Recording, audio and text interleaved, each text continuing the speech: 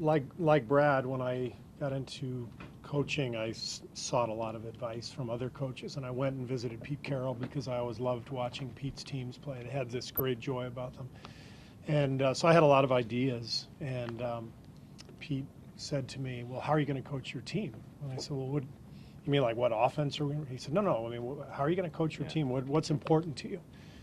And I said, "Well, there's a lot of stuff that's important to me." He said, "Well, pick 10 principles or ideals that are really important to you, and then narrow it down to 4, and then every day's got to reflect those 4 values." Okay. So, those are really our core values, which a lot of companies have core values, but the key, which Pete talked about a lot, was every day has to reflect that. So joy is one of our principles. We try to inject joy and fun and laughter into our practice every day.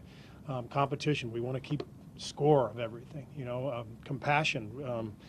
Brad is as good at this as anybody. Understanding that the 15th guy on the team and the first guy on the team both have a lot of pressure on them, right? Understand each player's circumstances, understand their life, understand what motivates them, what is challenging for them, and show the compassion to each one of your players and your coaches that eventually it all sort of comes together with whatever your ideals are. If you can have them reflected in your daily routine, then that becomes the culture that everyone talks about. But it takes the players to really build that culture.